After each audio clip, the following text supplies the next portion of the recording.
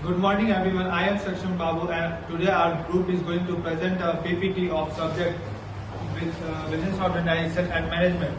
Our group members are Khushi Bartwal, Tumma Yadav, Ananya Kumari and me. So our topic is forms of organization. So forms of organization, there is sole proprietorship, joint Hindu family business and partnership. So my topic is sole proprietorship. So in the introduction of this, the word sole means only and proprietor notes to owner. It means a form of organization in which there is only one single owner of the business. He himself manages the operation of the business and is the recipient of all profit and loss. For example, beauty parlor, barbers, general stores, sweet shop run by a single owner. Here are the features of sole proprietorship. It is owned by one individual, which means that he is the sole owner of the asset and resources of the business. The sole owner has unlimited liability. A sole proprietorship is only the one who bears all risks which are related to its business.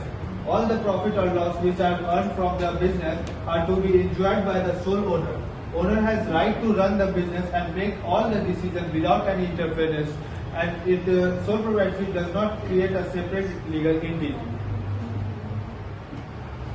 So here are some merits of sole proprietorship.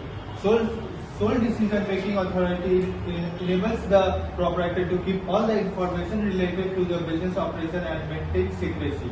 A sole proprietor has the freedom to make all decisions. A sole proprietor directly has the right to have all the profit or benefit of a company, and it has a sense of accomplishment. Now, this advantage of sole proprietorship is said by my another group member. So the next topic is the disadvantage of the sole proprietorship: limited resource, unlimited liabilities, risk of wrong decisions, lack of continuity of business, lack of professional skill and experts. Then the next topic is the joint Hindu family business. Introduction: Joint Hindu family business is a form of business which is found in the India. Joint Hindu family is formed in the organization which is carried by the member of the joint Hindu families. It is governed by the Hindu Succession Act 2005. It is controlled by the head of the family known as the Karta, and the other family member is known as the co-partners. Features: first, formation. For a HUF should be at least 2 members in the family. Liability: the liability of Karta is unlimited and the co-partners is limited. Control: the control lies in the hand of Karta and continuity is continued even after the death of Karta. After his death, the eldest member of the family becomes the new Karta. Minor member: a person becomes a member by the birth, thus a minor is also a member.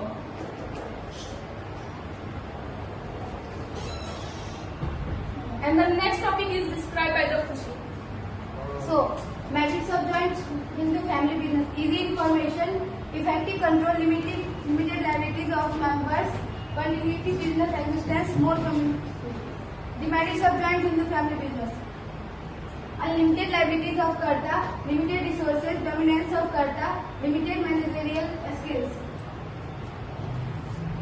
The next topic is partnership. First, what is partnership? A partnership must be a result of an agreement between 2 or more individuals. The agreement must be built to share the profit obtained from the business. Features of the partnership: 2 or more persons. To form a partnership, there must be a minimum of 2 persons. Agreement between the partners. A partnership is created by an agreement between the partners. Sharing of profit. The agreement should be such so as to earn the profits of the business. So the next one. Merit of the partnership: easy formation and Merit of the partners is information and closure, sharing risks and more refund and balance direction and making next one. Demerit, unlimited liability resource and lapse of continuity, land of public decision. Thank you. Okay, good. Thank you everyone.